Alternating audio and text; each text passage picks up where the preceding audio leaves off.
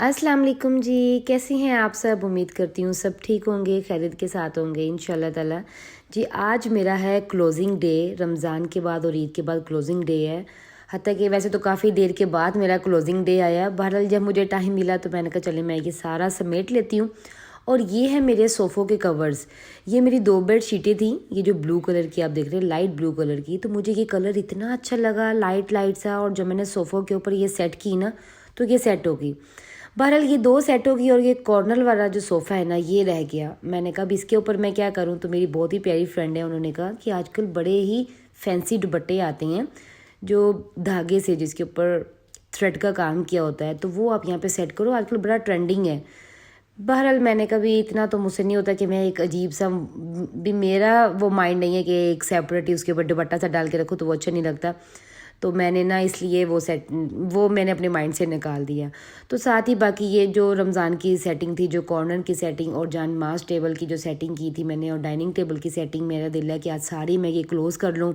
तो सबसे पहले मैंने ये अपनी 2 बेडशीटें, मैंने कहा ये 2 बेडशीट्स मेरी जो सिंगल बेड की हैं वो ख़राब ना हो जाएं, क्योंकि अगर ये तीनों पे आ जाती, तीनों सोफ़ों पे आ जाती तो फिर तो ये सही थी। अब ये 2 पे आई हैं और एक जो कॉर्नर वाला वो बिल्कुल ऐसे ही है, तो वो फिर अच्छा नहीं लगता। तो मैंने क्या किया, मैंने ना जल्दी से ना वो उठाए, मैं कहा ये ना सोफ़ों के कवर भी नहीं हो रहे और बेडशीट्स भी मेरी ख़राब हों, वो मैंने फिर क्लोज़ कर दिया। साथ ही मैंने ये ब्राउन कलर का जो मैंने लिया होता ना सोफ़े का कवर, ये मैंने बड़ी बड़ी बेडशीट्स ली हैं। एक्चुअली मैं एक दिन गई थी, बल्कि एक दिन क्या, कुछ दिन पहले गई थी मैं शॉप पे जहाँ पे सोफ़ों के कवर्स बनते हैं। तो मैं अपने सोफ़े का जो साइज़ है, जितनी भी उसकी लेंथ विथ जो भी थी, वो मैं लेकर गई थी एक पेपर के ऊपर, ताकि वहाँ पे जाके मुझे मुश्किल ना हो। और वो भी मैंने भाई को दिया। तो वो कह रहे थे कि बजी ये 9,000 रुपये का बनेगा। तो मैंने कहा इतना महंगा? मैं तो आजकल नेट पे देख रही हूँ कि 7,500 का बन रहा है एल शेप सोफ़े का। तो उन्होंने कहा कि नहीं, जो आपके ये जो कुशन है ना सोफ़े के, ये सेपरेट है, इसकी सेपरेट बनेगी कवर। तो मुझे बहुत लगा, मैंने कहा 9,000 इतनी ज़्यादा है। तो फिर 9,000 और इसके अंदर अगर मैं डालती हूँ ना, इट मीन्स कि 18 to 20,000 का मेरा सोफ़े का कवर चेंज हो सकता है। तो मैंने कहा साल 1.5 साल अभी ये चलाती हूँ, उसके बाद फिर मैं सोफ़े कवर चेंज कर लूँगी। और ये थी जी जो मेरे कॉर्नर पे पड़ी हुई थी, कॉर्नर टेबल पे, ये लाइटिंग वाली है, तो मैं इसको अब हटा रही हूँ। इसकी जगह मैं ये फ्लावर का पॉट रख रही हूँ, क्योंकि पीछे मेरे सारे जो कर्टन्स हैं वो पिंक हैं। तो इस तरह, तो जब ये मैं सारी अभी सेटिंग कर ही रही थी, तो फिर हस्बैंड की कॉल आई कि भी भाभी आ रही हैं घर पे ना। तो मैं तो परेशान हो गई। परेशान इसलिए नहीं कि मुझे खाना बनाना पड़ेगा, परेशान मैं इस वजह से होगी क्योंकि मेरे पास कुछ ऐसा कोई चीज़ नहीं थी जो मैं बना लूँ। तो बहरहाल एक चिकन का पैकेट पड़ा हुआ था, 1 kg चिकन थी, और मेरे पास चने बॉयल किए हुए थे, तो मैं कहा चले वो ही मैं बना लेती हूँ। ये देखिए जी, यहाँ पे राइस रेडी हो रहे हैं, और यहाँ पे अभी मैं प्याज और लहसुन अदरक के पेस्ट को फ्राई कर रही हूँ। पहले मैंने चिकन फ्राई कर ली है, तो अब मैं इसका पेस्ट बना के इसके अंदर डाल दूँगी चिकन और स्पाइसेस। ये देखिए जी, ये मैंने प्याज को फ्राई किया था और साथ ही मैंने लहसुन अदरक की पेस्ट डाल दी थी। उसके बाद मैंने इसको निकाला एक ब्लेंडर के जग में, और उसमें मैंने टमाटर डाल दिया, हरी मिर्चों की पेस्ट डाल दी 1 क्यूब, उसको अच्छे से ब्लेंड किया। ब्लेंड करने के बाद मैं इसको दोबारा फ्राई कर रही हूँ। इसकी मैं अच्छे से भुनाई करूँगी। जब ये भून जाएगा तो फिर मैं इसके अंदर डाल दूँगी स्पाइसेस और साथ चिकन। फिर मैं अच्छे से भुनाई करके हमारी चिकन ग्रेवी वाली रेडी है, ठीक है। और ये देखिए जी, जैसे ही मसाला भुन गया और जब मुझे फील हुआ कि ये मसाला भुन गया, फिर मैंने इसके अंदर सारे स्पाइसेस डाल दिए। स्पाइसेस डाल के मैंने अच्छे से भुनाई की, और जो चिकन पिंक से वाइट हो गई थी, इसको ज़्यादा फ्राई करके इसके ऊपर कलर नहीं लेके आना। जैसे ये पिंक से वाइट हो गई थी, वो मैंने इसके अंदर डाली, और अच्छे से मैं इसकी भुनाई करूँगी। सारा इसका प्रोसेस भुनाई का है, और ये इतना टेस्टी कोरमा सालन बनता है चिकन का कि मैं कहती हूँ जो खाता है ना वो कहता है कि ये देग का सालन है। जस्ट क्या है कि इसके आपने स्टेप्स को फॉलो करना है, बहुत ही सिंपल, बहुत ही ईजी है। तो मैंने इसकी अच्छी से भुनाई की।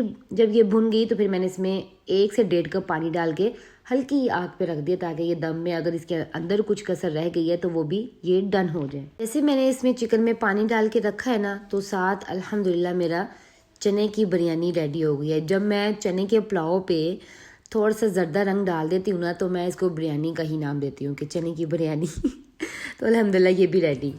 ये देखिए जी, यहाँ पे मैंने बनाए हैं चिकन के कबाब बनाए हैं। जो हमारे गेस्ट आए हैं, जल्दी जल्दी से मैंने सारे काम कर लिए हैं। और यहाँ पे मैंने पोटैटो के कटलेट्स बना ली हैं।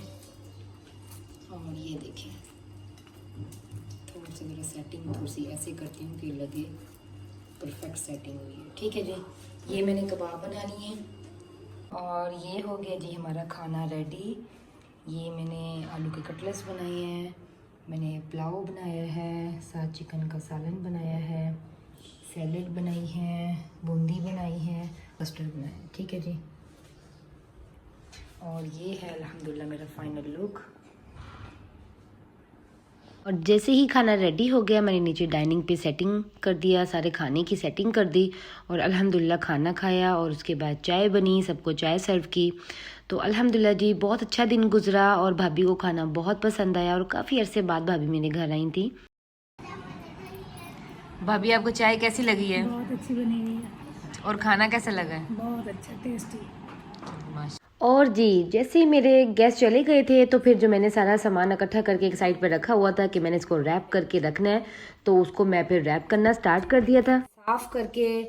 और जो कोई वॉश करने वाली होगी, जैसे कि ये, मैं इनको वॉश करके साफ़ करके अच्छे से इनको कवर करके रैप करके मैं इनको इंशाल्लाह ताला रखूँगी। क्योंकि मैंने सुना है जैसे ये एक है, और मैंने सुना था कि ये ना बड़ी जल्दी ख़राब हो जाता है। बहरहाल मैंने अच्छी क्वालिटी का लिया है, भाई को कह के कि प्लीज़ अच्छी क्वालिटी का दें जो जल्दी ब्लैक ना हो।